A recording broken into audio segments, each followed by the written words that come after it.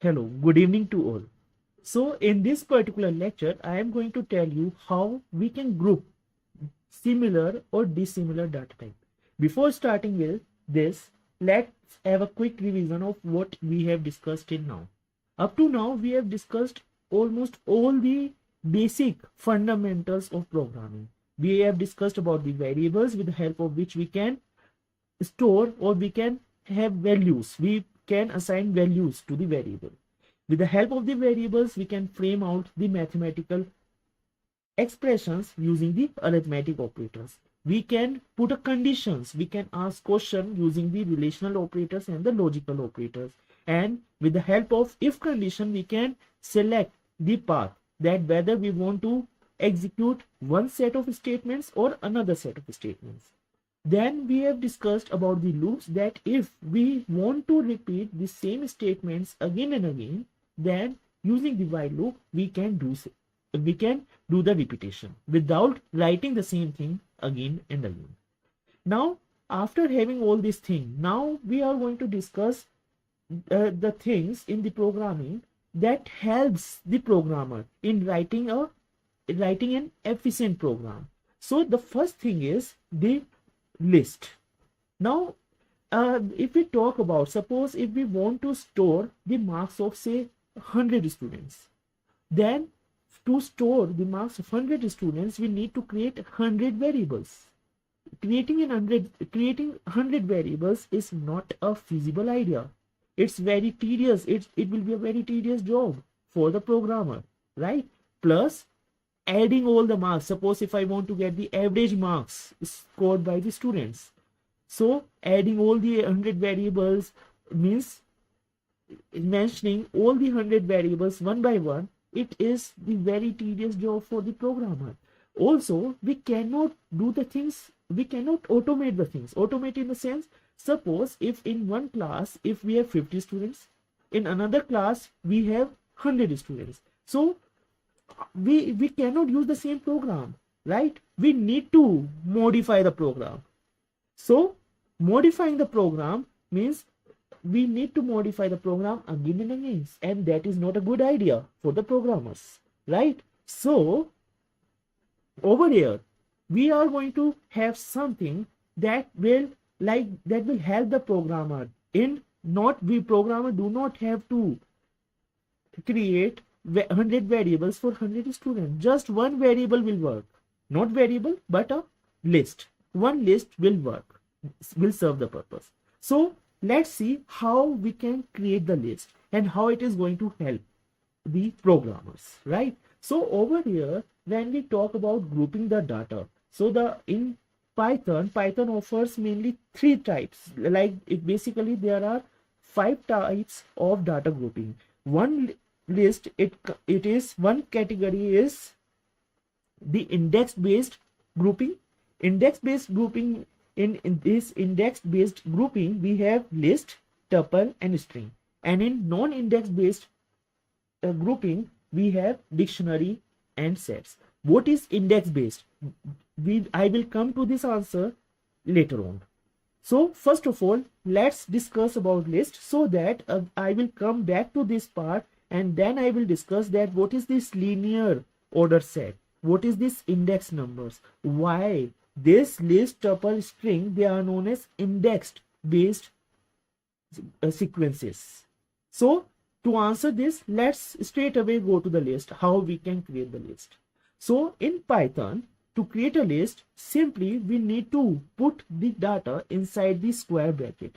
So like over here, if I start with the square bracket and inside the square bracket, if I put the values separated by comma, then this forms the list. So over here, this, if I execute this, then this is the list, num is the list. If I go to the variable inspector over here, you will be able to see that the type of this variable num, it is the list, and it contains 3 elements 1 2 3, right? So over here, with the help of by creating this list, I am able to group these 3 numbers together, right? if I want to group, suppose if I want to group 3 words or 3 strings, then that also I can do in the same way. Simply I need to put these 3 words, I need to put inside the square brackets, open square bracket and the closed square bracket, and these 3 words should be separated by comma. Comma acts as a delimiter, means it divides, it is one value, one element of the list, it is second element, it is the third element, right? So over here if I execute this, then we have B. Like suppose if I execute or print B, if I display this, then it is the list, right? List containing 3 strings. Now in the list over here we have grouped similar data types. We have grouped integers, we have grouped strings, but in list we can group dissimilar data types also. Dissimilar data type means that we can group string, integer, and this true, it is a boolean value, right? In one of the lecture I told you that boolean, we have a data type known as a boolean which can have only 2 values, true or false, right? So over here we can create a list like this also. So if I say put A equals to this, and then if I print A, then this is also the list, right? If I check the variable inspector over there, this A is a list and the value of the list is ABS 40 and true, right? So simply we can group similar data type or dissimilar data type within the list, and to create a list simply we need to put a data inside the square bracket and all the values or all the data should be separated by a comma. Interpreter, whenever interpreter get this square bracket, read this square bracket open, it will understand that now the list need to be created, and the first element of the list will be this, and as soon as the interpreter will find comma, interpreter will get to know that now after this comma the second value of the second element will be there, then after this second comma the value of the third element will be there. So in this way, with the help of the comma, interpreter will be able to know that which is the division between, dividing line between the first and the second, between the second and the third element, right? Now what about this? Is it a valid list that we have created over here? Over here the element, first element is 2, second value of the list is 4, third is none, fourth is 2 less than 3, and the fifth is this character S. So is it a valid one? So if I print A1 and now if I execute this, you can see it has printed this. In Python this none indicates that the no value is assigned to the variable, so it is none, right? Over here you can see corresponding to this we have value true. So it means even if we put any arithmetic operation or if we put some condition like using the relational operator, then the result of that will be displayed, will be assigned to that particular element. Like for example, if I put 2 plus 4, so if I execute this I get 6. So the value of the list is not 2 plus 4, it is 6. So interpreter is going to evaluate this expression first, and then the result of this expression will be assigned to the list. In the same way over here, 2 less than 3, the value, the result of this will be assigned to this. So the fourth element of the list is true, it is not 2 less than 3. So it is this way that we can create a list. If you have any questions, you can put it in the comment box. Now next is over here. Over here I just put the empty brackets, means square bracket, open square bracket and close square bracket, and there is no element in the list. So is it a valid list?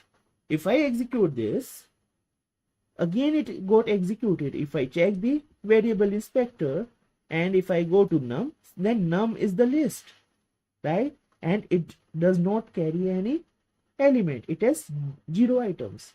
So it means we can create the empty list, and the purpose of the empty list is that this empty list can be filled later on.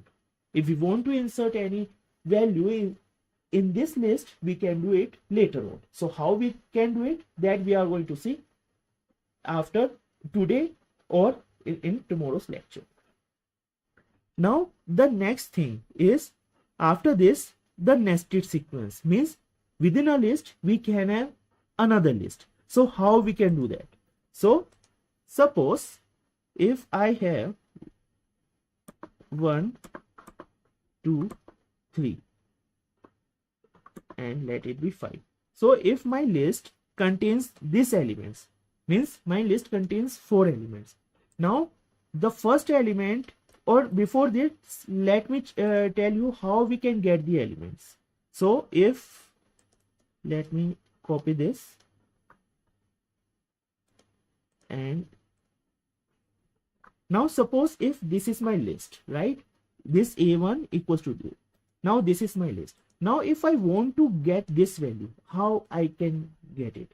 So if I write print A1 and within the bracket if I put 0, and now if I run, then you can see the output is just 2. If in place of this 0 if I put 1, and now if I execute, then the answer is 6 corresponding to this. If I put 2, then the answer is none corresponding to this. If I put 3, then answer is true corresponding to this. And if I put 4, then the answer is S. Now what if I enter 5? Then it is going to generate an error, and the error is list index out of range. What it means? Now over here you can note that when I entered 0, I am able to get the first element of the list, and when I entered 4, I am able to get the last element of the list. It means just on the basis of this number, whatever number that I am going to put over here, according to that I can get the particular element of the list, right? So starting from 0, so this number should start from 0. 0 indicates the first element of the list, right? So this numbers that I put over here to get this values, this number is known as index values. So the index of the first element, it is 0, index of the second element, it is 1, third element 2, fourth element 3, fifth element, it is 4. And it is the reason that when I execute this, it just get the value of present at index 4. So in the index value, on the basis of the index value, I can access the elements of the list, right? And since with the help of this index value I can access the elements of the list, it is the reason that list is known as indexed based sequence. So over here, since we can access this element with the help of the index values, right, over here, right, 0 से लेके from 0 to 4. So this type of the indexing, it is the reason that list is known as indexed based sequence. It is known as sequence because, as the English word say, that there is some sequence over here. The sequence is that this pattern, like 2, after 2 we have 6, after 6 we have none. So this sequence is important. We cannot interchange the position of these values. If we are going to interchange the value, suppose if I put this 2 plus 4 in the starting, and now if I put 1, as per the previous case, I should get 6. But over here I am going to, okay, this I need to put as a comment. Now it is going to exit. So A11, So I get 2 because I have changed the position. Now if I again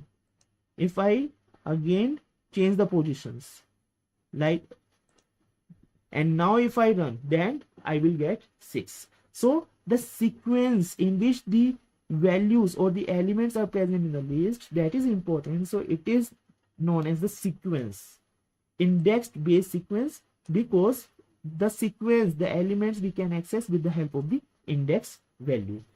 It is over here, one word is also there, zero indexed based sequence.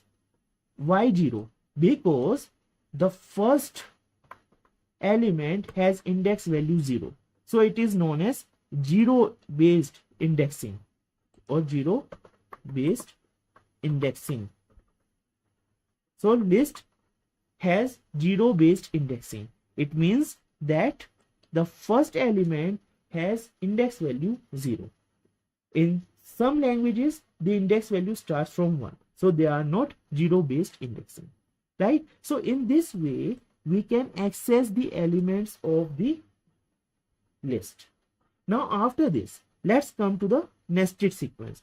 What is nested sequence? Now suppose if I have this list having the values 1, 2, 3 and 5, and now I know that, or if I simply put A1 or A2, now A2 means that it is at 0 index, it is at 1 index, it is at 2 index. So when I put this, it means I am referring to the third element, right? So if I execute this, I will get 3 as the output, right? Now in place of this elements, or suppose in place of this element, I can have another list. So I can have like values 6, 2, 5.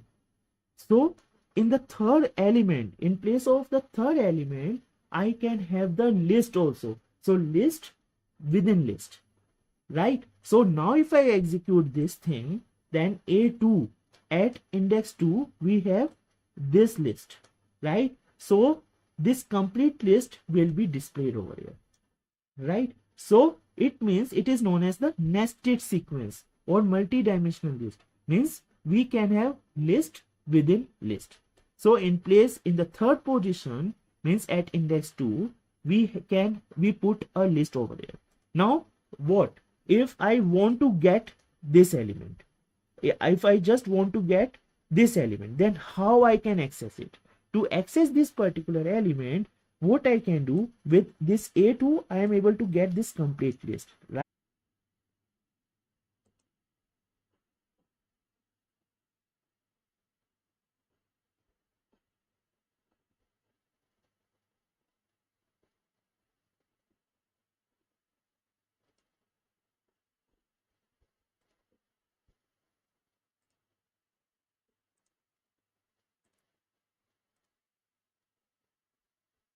So there is some connection problem. I'm just reconnecting it.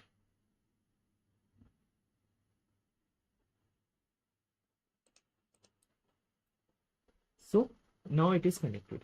So over here, suppose if I want to access this particular element, or if I want to access this 6, so over here in the second bracket, I just need to put 0. So in the second square bracket, it indicates that I am specifying the particular value in the second list within the list. So if I execute this, then it is going to display 6. If I put 1, it is going to display this 2. If I put 2, then it is going to display this thing, right? Now suppose if we put another list, let us put like this 6. If I want to get 6, I need to put 0 over here, right? So now suppose if in place of this, if I put another list, means list within list within list. Okay, so if I suppose if over here, if I put let me have the list of these values, right? So over here in this we have the third list. right? Now if I execute this, you will see that I am able to get this, right? Now again, if I want to get this particular value, or if I want to get this s, so it is present at index 0. So over here, simply if I add the third square bracket and if I put 0, then I will be able to get s. If I put 1, then I will be able to get this one, right? And if I am able to, if I put over here, if I put 2, then I will be able to get 2. So it means when I want to create a list, I can, within one list, I can put another list, and within this list, I can put the third list also, and there is no limit. The way we access the element is by using the multiple number of square brackets. The first square bracket means this list at first level. Second square bracket means list at the second level, this one, right?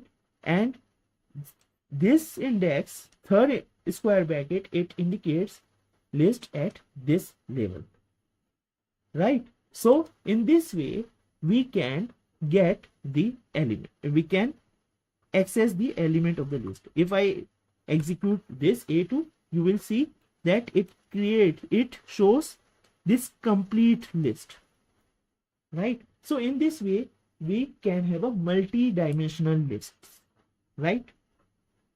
Now, next is this, we have already discussed how we can access the list using the index values. Now the next is the slice.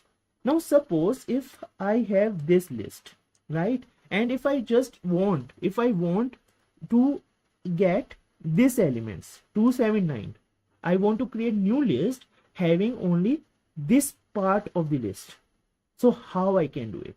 I can do this by, let me remove this, and simply if I write a is equals to num, and if I put I want this from 279 in the new list, so simply I will call this list, and within the square bracket I can put the range in terms of index value. So the index value of this 2, it is present at index 1, so I will put 1, then I will put this colon, and then I will put the index value of this. So index value of this is 3, 0, 1, 2 and 3.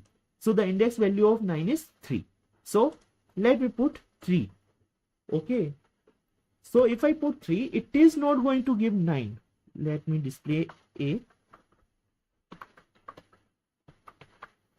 So you will see it is not giving 9. But if I put 4, then it is going to display 9. Why? From here, what we can conclude is that the index value of this 9 is 3. But when we put 4, then this 9 is included in the list. Means first thing, we are able to get this sub list. We can take the part of this list into the A, right? And the format is this. Syntax to do this slicing is this, that first we need to mention the list from which we want to extract the information values, and then within the square bracket I need to put the index of the index from where I want to start taking the elements. Over here I put 1, it means I want to start taking the element from index 1, and then I need to put the index value of the last element that I want to put. But over here I have to put the index value of the last element plus 1, because in Python whatever value that we are going to put over here, this 4 is not included. Not included means that it is going to take the elements from index value 1 to 3, 1, 2 and 3. This 4 is not included. So this format, this syntax is going to return a sequence with values from index start to index n minus 1, right? So in this way, whatever is our list, if we want to get this sub list from that, then simply we need to mention the name of the list, and within the square bracket we just need to provide the range, right? 1 colon 4, like over here, and b, if I execute this, it is going to display this 2, index 2 is this 7, right? So 2 and 3, 7, 9, right? Now what if I just put, if I do not put this, and suppose it is 1, and I do not mention this last element, then what it is going to display? If I execute this, it is going to display all the elements. It will start from 1 and it will display all the elements till the end. So if I do not mention the end, then interpreter automatically, it will take all the elements from starting from this, it will take all the elements till the end, right? So if I do not know what's the end, simply I can leave it without mentioning anything, right? So if I put like 2 over here, it is going to work, right? What if I put over here, if I put say 2 over here, means I did not mention the starting index, I just mentioned the ending. Ending means I mentioned 2, and as I told you, 2 is not going to be included, so it will end at index 1. Index 1 is this, so this will be the last element that will be displayed, that will be assigned to B. But from where it is going to start? If I execute this, you will see that it starts from 4. It means like similar to when we did not mention, when we put the data like this, 2 colon, right? We did not mention the end, so it take all the elements starting from 2 till the last element. So similarly, when we do not mention the start, so it will start from the 0 index. So by default, it will start from the 0 index. So all the elements starting from 0, all the elements will be included till index 1. So the answer is 4, 2, right? So this is about the slicing. Now one more thing over here, suppose if I come over here and what if I do not mention neither the start nor the end, then what will be the result? If I did not mention start and end, then you can see it is going to display all the elements, because when I did not mention start, it will automatically take it from 0, start from 0, and when I did not mention the end, it will go to the last element. So it simply include all the elements that are there in the list, right? So now one more thing, there may be a chance that suppose if I increase the list, and there may be a chance that I just want to have the alternate elements, means I want in the new list, I just want 4, then 7, then 2, then this 7, means alternate elements I want. Then in that case, I have another thing. Suppose if I mention 1, means I am starting from this element, I go till, say over here we have how many elements? 1, 2, 3, 4, 5, 6, 7. So the index of this element, it is 6. So if I put say 5, and now if I place one more colon and I put 2, then let's see what it is, what output I am going to get. I just get 2 and 9. So index 1, it is element 2. Then after that we got in the output 9. So means from 2 it directly go to 9, right? So how it happens? It happened because of this number that we mentioned over here. What is the impact?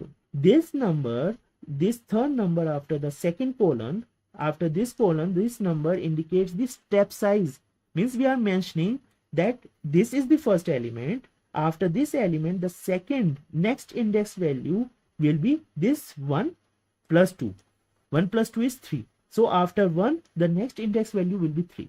After 3, the next index value will be 3 plus 2. That will be 5. But since 5 is not included, so we get only 9. Suppose if I put 6 over here, then 5 is also included. So we get 296. At index 5, we have this. Right? So over here, we are able to, just by mentioning the step size, we are able to display the alternate element. If in place of this 2, if I put 3, then what will be the answer? It is this 2, and after this it will skip 2 elements and it return this 2. So this 2 and this 2. How it works? The first element is taken from index 1. After index 1, the next element will be taken from index value 1 plus 3, the step size. So 1 plus 3 is 4. So the next element will be taken from index value 4, which is this. So in this way, we can get this sublist from the main list and can assign it to another list. So I will continue with this in tomorrow's lecture. If you have any doubt, you can put it in the comment box, and do share this video with your friends and colleagues. So thank you everyone.